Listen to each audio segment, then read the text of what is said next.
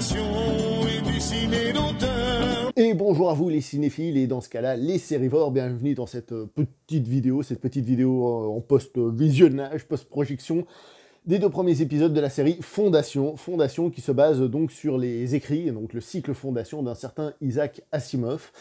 Isaac Asimov, pour ceux qui ne savent pas qui c'est, comme moi en gros, je vous expliquerai après, c'est considéré comme le père de la science-fiction, c'est un grand monsieur de la science-fiction, c'est lui qui a par exemple inventé le mot robotique, et qui avec ses 3 lois de la robotique inspire encore les scientifiques actuels sur qu'est-ce qu'un robot, etc., etc. Bref, le monsieur, c'est clairement pas n'importe qui en matière de science-fiction. Le cycle Fondation, je ne l'ai pas lu, et hélas, comme j'ai rien lu de Isaac Asimov, ça peut paraître con, parce que ça fait partie de ces livres que je dois lire à un moment donné, c'est un peu comme, puisqu'il est là, je profite, un peu comme Dune, c'est un livre que je voulais lire depuis longtemps, puis voilà, l'occasion s'est présentée une fois, ils ont sorti une belle édition, j'ai fait hop, je tape dedans. Donc j'ai pas lu le cycle Fondation, j'ai pas lu d'Isaac Asimov, tant pis pour moi, donc je regarde vraiment cette série en mode, je regarde une série télé, sachant qu'elle est basée sur elle est basée sur un gland. Elle est basée sur un grand classique de la littérature de science-fiction, mais aussi en sachant que c'est une série qui sort en 2021. Ce n'est pas un truc qui était sorti, je crois, dans les années 40, si je dis pas de bêtises, quelque chose comme ça.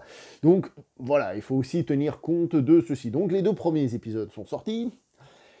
Et, chose très intéressante, un peu d'ailleurs, comme je vous ai dit pour la vidéo de Dune, la première chose qu'on voit, c'est que la série fait du world building. World building, construction d'univers. Comment est-ce qu'on fait une construction d'univers? Je ne pense pas qu'il y ait une règle simple et définitive, on peut la faire de différentes manières, mais une qui est assez courante et qui est celle qui est utilisée là, c'est celle en fait de montrer les choses normalement, que les personnages parlent normalement. Prenons un exemple. Vous êtes avec des potes, c'est un soir, il n'y a pas de Covid, dans un autre monde de science-fiction, vous êtes installé sur une terrasse parce qu'il fait beau avec vos amis, et vous discutez de plein de trucs, de choses et de machins, ça peut être tout et n'importe quoi, ça peut être une discussion quelconque. Par exemple, je sais pas moi, vous parlez football, partez pas, si vous aimez pas le foot, on s'en fout, c'est un exemple. Vous parlez football, et vous dites, ouais, tel club de tel pays, de telle ville dans tel pays, il a tel joueur qui est originaire de ce pays-là, mais quand il est né, c'était pas ce pays, parce que la ville appartenait à tel autre pays, etc., etc.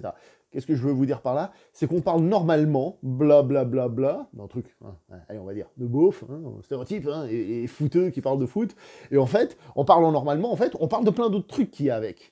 Et forcément, on va dire des choses, et si on change les noms des pays existants chez nous, déjà on crée un monde. Mais si en plus, on fait pas juste de changer les noms, mais on crée des nouvelles choses, et on crée un nouveau monde. D'ici peu, il y a la série La Roue du Temps, je sens que ça va être aussi très rigolo à ce niveau-là. Et La Roue du Temps, par exemple, les premiers chapitres, c'est exactement ça. C'est des gens qui sont là dans leur bled et qui parlent blablabla, telle ville, tel truc, tel machin. Et ils en parlent normalement, comme nous, dans la vie de tous les jours, on parle normalement de plein de sujets, et on s'en rend peut-être pas compte, mais il faut avoir plein de connaissances. Attention, en littérature, du moins, ce qui est fantasy, tout ça, il ne faut pas oublier que ce genre d'œuvre, ça demande un certain investissement. Un investissement là-dedans, se rappeler de qui, quoi, où, alors prendre des notes, ou alors avoir des listes de noms, des trucs comme ça. Je veux dire, ça demande un certain investissement, parce qu'il faut vraiment faire l'effort de rentrer dans le truc. Et la série commence par faire ça, c'est-à-dire elle va nous montrer plein de trucs, des endroits, des gens qui parlent, des trucs, des machins de manière naturelle, quoi. Ils vont nous sortir plein de trucs, blablabla. Et c'est vraiment cette manière qu'a la série de construire son univers. Est-ce que c'est cool? Ça dépendra de vous, évidemment. Comme j'ai dit, ça rend quand même la chose un peu difficile. Au début, il faut un petit peu se forcer. Mais dès le premier épisode, on arrive surtout, je trouve, sur la fin, assez facilement. C'est-à-dire, même si on est un peu perdu sur la fin, même si on peut être un peu perdu, chacun son truc, sur la fin, on arrive quand même à comprendre quel est l'intérêt principal, donc cette science mathématique qui permet de prédire l'avenir. Petite parenthèse, vite fait, je profite, j'ai oublié de le dire. J'ai pas lu le cycle Fondation, mais un ami à moi l'avait lu il y a longtemps. Et le soir, après les cours de karaté, on en discutait et il me parlait de ce cycle, donc il m'avait parlé de ces maths qui permettaient de prédire l'avenir, je m'en souviens parfaitement. Je me souviens qu'il m'avait dit plein de trucs sur le cycle. Donc je profite, Blérim, si tu regardes, salutations à toi. Mais je le dis de manière un petit peu plus globale. Enfin bref, c'était la petite histoire. Donc, la fin de l'épisode, on arrive quand même à comprendre les enjeux, qui, quoi, comment, etc. Alors, il y a 2 épisodes, je pense pas, enfin, c'est vraiment le lancement de la série, de la saison, je pense que parler de spoiler à ce niveau-là, c'est un peu exagéré. À la fin du premier épisode, il y a un attentat. Il y a un attentat, et je me suis demandé si lui, il était tiré des bouquins. Parce que je le trouve très moderne, très 11 septembre. J'ai vraiment l'impression de voir quelque chose qui faisait écho au 11 septembre. Vraiment. et ça a l'air d'être un truc fort qui est là pour marquer les esprits, pour aller dans le sens de la théorie du mathématicien qui... Mathématicien, peut-être que je suis en train de vexer les gens qui connaissent bien l'univers. Hein. Si vous connaissez bien Asimov, n'hésitez pas, hein, des détails, des trucs que j'ai loupés, que les gens peuvent louper, des différences entre la série et le livre, n'hésitez pas, hein, profitez, faites connaître vos connaissances pour que nous aussi on en ait plus. Donc je disais, c'est attentable pour aller dans le sens de ce mathématicien et tout ça. Donc c'est plutôt intéressant. Le deuxième épisode, lui...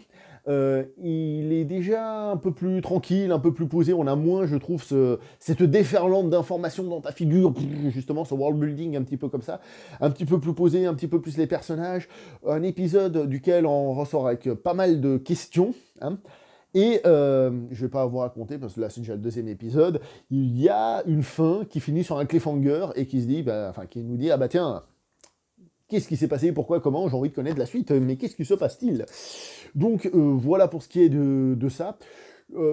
Personnellement, puisqu'il faut que je vous donne aussi mon avis à moi, j'avoue que pour le coup j'ai eu un peu de peine à rentrer dans l'univers, le premier épisode, le côté world building, parce que c'est une série, et disons que dans les livres, on lit le nom, déjà ça reste un peu plus en cerveau, déjà on le prononce comme nous on veut, hein. Et ensuite on a le temps de lire, on a le temps de rentrer là-dedans. Là, j'ai trouvé qu'il y avait beaucoup de noms, beaucoup de choses. Alors certes, dans une œuvre visuelle, on a l'image qui fait qu'on arrive à reconnaître les personnages et tout, ça peut aussi aider, hein, parfois c'est plus simple.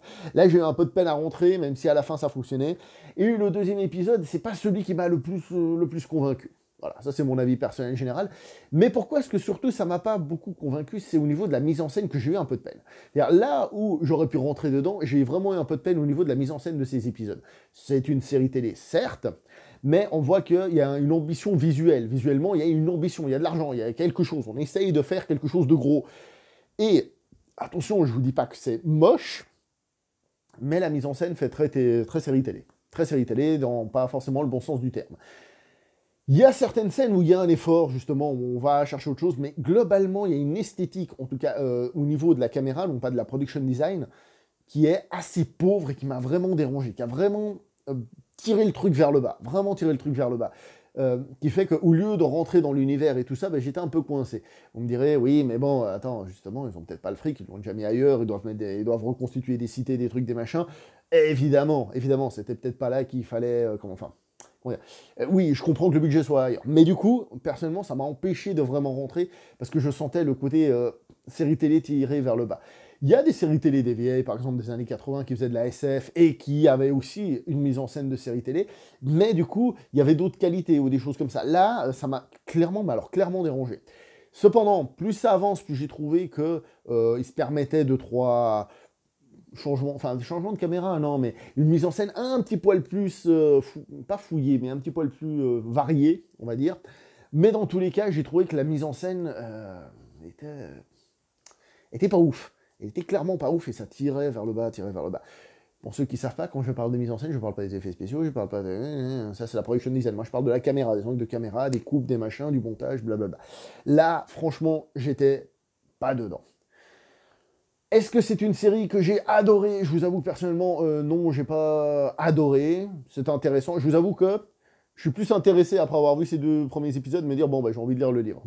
Comme j'ai dit, c'est un truc que j'ai envie de faire depuis un bout de temps. Ça me donne plus envie d'aller vers le livre, mais je pense que je regarderai quand même l'épisode suivant pour voir comment ça prend, comment ça évolue, etc. etc. Au niveau du... Comment dire ça? Je vous ai parlé un peu du rythme et tout, mais j'ai plus envie de dire que je pense que la série doit s'éloigner des livres de par la construction des épisodes, parce que dans les 2 épisodes, on a à peu près la même construction, surtout sur la fin, j'ai envie de dire, au début on raconte le truc, le machin, mais vers la fin, à peu près, au début du 3e tiers, on a justement ce que je disais, que c'est là où on comprend, c'est là où on a le truc, hein, quelque chose qui capture l'attention, qui semble fort, et à la fin, on finit sur une espèce de cliffhanger, ou une espèce de relance. Dans les 2 épisodes, il y a ça, et c'est ce qui me fait dire que le roman est pas totalement respecté. Peut-être que ce sont juste des choses qui sont déplacées à d'autres endroits, comme ils avaient fait dans Game of Thrones, par exemple, hein, déplacer des événements, des trucs et des machins. Je ne sais pas, je compte sur vous, s'il y a des fans, s'il vous plaît, hein, guidez-moi, moi qui ne connais pas Asimov, je compte sur vous là-dessus. Voilà. Donc, n'hésitez pas à me dire ce que vous avez pensé de la série. C'était une grosse série de science-fiction pour Apple TV, il y a un insecte qui vole, pour Apple TV, et je pense que ça l'est toujours, et justement, le world building, on peut adhérer, pas adhérer, mais c'est signe d'ambition. Généralement, c'est signe d'ambition, signe de dire qu'on veut raconter quelque chose, faire rentrer les gens dans un univers, pas juste raconter une histoire, qu'il y a une ambition là-dedans, et c'est cette ambition commande la série.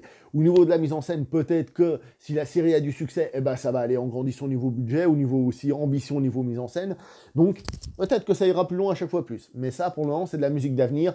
Moi, j'ai que ces 2 épisodes, et donc je vais m'arrêter là, parce que j'ai dit à peu près tout ce que j'avais à dire, je pense, sur la série, même si je pense qu'il y a des trucs qui vont m'échapper, comme par exemple, vite fait, c'est marrant, c'est marrant, c'est marrant, on revient toujours au grand classique, à Metropolis de Fritz Lang, les pauvres en bas, les riches en haut.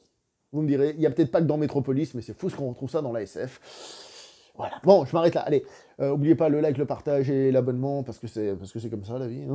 On se voit prochainement pour une prochaine vidéo, portez-vous bien, et ciao tout le monde.